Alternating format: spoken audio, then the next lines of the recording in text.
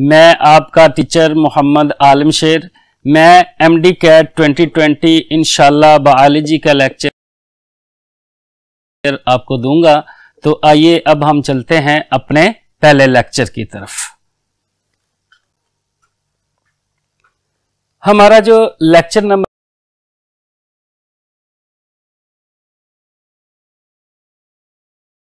1 है वो chapter number 15 biology में होमियोस्टेसिस। जब हम इसके कंटेंट देखते हैं कि यूएचएस ने कौन से कंटेंट्स इनलिस्ट किए हैं एमडी कैट 2020 के लिए, तो वो 3 टॉपिक्स हैं कि होमियोस्टेसिस है, इसकी डिफरेंट डेफिनेशंस हैं, फिर उसकी जो थर्मोरेगुलेशन इन मैमल्स आपके चैप्टर नंबर 15 में सेपरेट हेडिंग में मौजूद है, ये टॉपिक शामिल है। और तीसरा वेरी इंपॉर्टेंट टॉपिक जो है वो है ह्यूमन यूरिनरी सिस्टम। ये 3 कंपोनेंट्स जो हैं वो यूएचएस ने डिस्क्राइब किए हैं फॉर एमडी कैट 2020। तो सबसे पहले अगर हम देखें कि एक डायग्राम जो पेज नंबर 2 पर है चैप्टर 15 में, अगर हम उसको सबसे पहले देखें तो उसके अंदर तकरीबन तमाम बातें जो डेफिनेशंस है होमियोस्टेसिस की वो एक्सप्लेन कर दी गई है कि होमियोस्टेसिस बेसिकली कैसे मेंटेन करता है एक लिविंग ऑर्गेनिजम्स। तो अगर देखें तो ये जो बॉक्स बना हुआ है इसको आप समझें कि this is the organism internal environment, और इसके अंदर मौजूद हैं सेल्स, और सेल्स के दरमियान में जो स्पेस है इसको हम कह देते हैं एक्स्ट्रा सेलुलर स्पेस। और जो एनवायरनमेंट अंदर लिखा हुआ है कि this is the intracellular environment, ये सेल के अंदर का माहौल है। और इसी तरीके से जो ऑर्गेनिज्म का इंटरनल है उसको अलग शो किया गया है। और इस ऑर्गेनिज्म के ऊपर डायग्राम के ऊपर जो कंट्रोल सिस्टम है वो organismic level of control system है।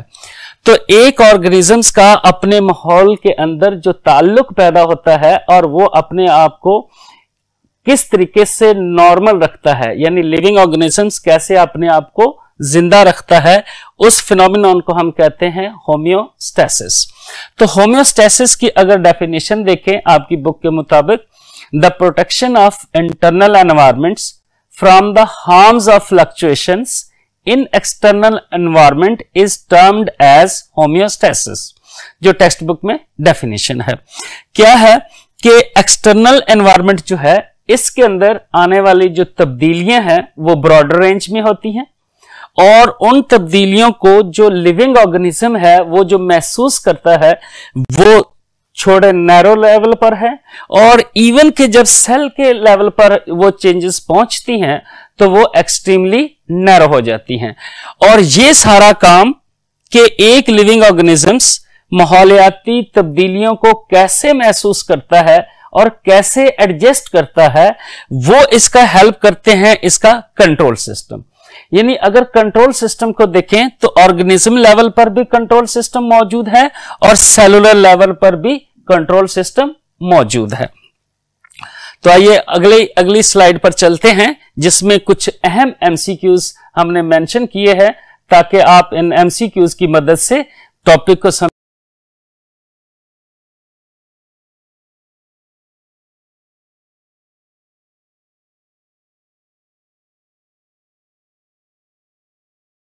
एक नॉर्मल लाइफ गुजारने के लिए तैयार करता है। तो इसी तरीके से नेक्स्ट देखें कि होमियोस्टैटिक फिनोमिना कितनी तरह के हैं, तो वो 3 तरह के हैं।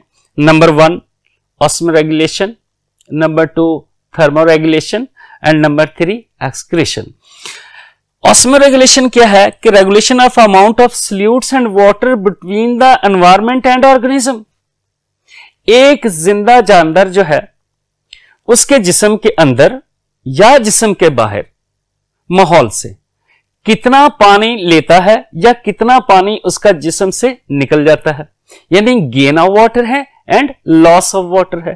वो एडजस्टमेंट करता है अपने आप को माहौलियाती तब्दीली के मुताबिक कि एनवायरनमेंट ड्राई है या एनवायरनमेंट फ्लडेड है, यानी ज्यादा पानी मिकदार में अवेलेबल है या पानी कम मिकदार में अवेलेबल है। उसके मुताबिक लिविंग ऑर्गेनिजम्स के अंदर का जो पानी है चाहे सेल लेवल पर हो या टिश्यू लेवल पर हो वो एडजस्ट करता है, गेन करता है या लॉस करता है। दूसरी सबसे इंपॉर्टेंट बात है सॉल्यूट्स, कि सॉल्यूट्स और वाटर इनकी जो रेगुलेशन है between the organism and its environment, that is called osmoregulation. दूसरा उसका जो फिनोमिना है that is known as thermoregulation.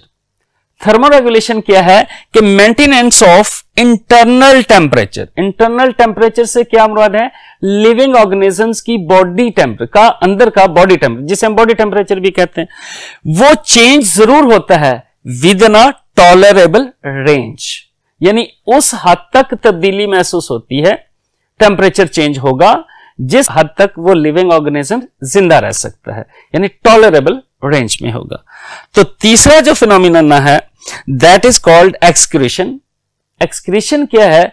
Elimination of nitrogenous waste from the cell and living organisms to the external environment, that is called excretion. तो आपने ये नहीं समझना कि होम्योस्टेसिस कोई ऐसा मैकेनिज्म है कि खुदा न खास्ता किसी जानवर को वो इंटरनल एनवायरनमेंट को फिक्स कर देते हैं। नहीं, homeostasis does not mean to keep fixed internal environment.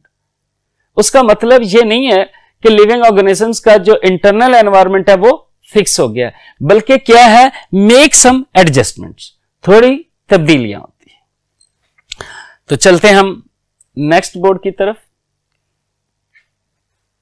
Next पे अगर आप देखें तो नेक्स्ट जो इंपॉर्टेंट लाइन है आपकी बुक की कि homeostasis means maintenance of change या changes within a specific range which are necessary for a normal body functions, कि जिस्म के अंदर तब्दीलियां जरूर होंगी और वही तीनों चीजों की होंगी, वाटर और सॉल्यूट्स और टेम्परेचर की, लेकिन तीनों जो है एक ऐसे लेवल में तब्दील होंगे जिस पे लिविंग ऑर्गेनिजम्स अपने आप को जिंदा रखता है।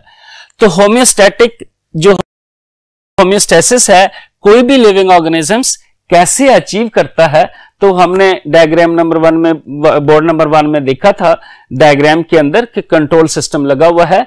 तो अब हम थोड़ा सा कंट्रोल सिस्टम के बारे में जिक्र करते हैं कि ये कंट्रोल सिस्टम जो है वो लिविंग ऑर्गेनिजम्स को होम्योस्टेसिस करने में या एडजस्टमेंट में करने में कैसे मदद करते हैं।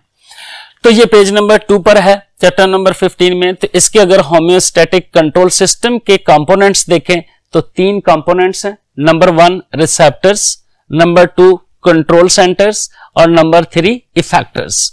रिसेप्टर्स क्या है?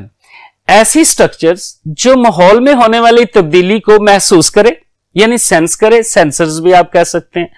फिर वो मैसेज जो है कंट्रोल सेंटर की तरफ भेजे। कंट्रोल सेंटर ह्यूमन बॉडी में सिर्फ 2, brain and spinal cord.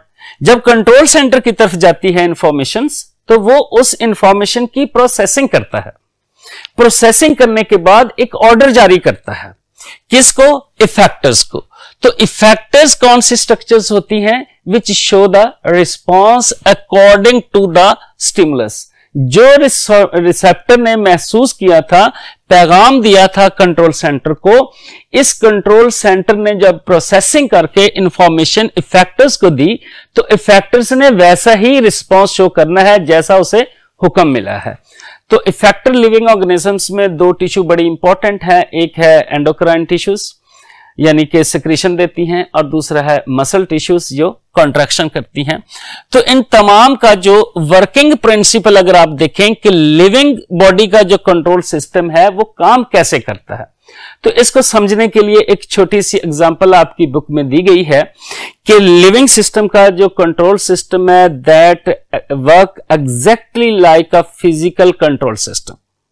Physical control system से क्या मुराद है कि कोई भी इस वक्त आप इलेक्ट्रिकल अपरेटस लें या इक्विपमेंट लें जिसमें फैन है, फैन के साथ एक आप रेगुलेटर लेते हैं, रेगुलेटर लगा होता है। इसी तरीके से अगर गाड़ी है तो गाड़ी के इंजन के साथ फैन लगा हुआ है, वो भी ऑटोमेटिक फैन चलता है, इंजन गर्म या ठंडा हो जाता है। तो एग्जाम्पल जो दी गई है कंपैरिजन में फिजिकल कंट्रोल सिस्टम और बायोलॉजिकल कंट्रोल सिस्टम के, दैट इज द थर्मोरेगुलेशन। एक एग्जाम्पल यहां आपकी बुक में मेंशन की गई है। तो थर्मोरेगुलेशन के हिसाब से अगर हम यहां डिस्कस करें तो क्या है कि माहौल के अंदर होने वाली जो तब्दीलियां हैं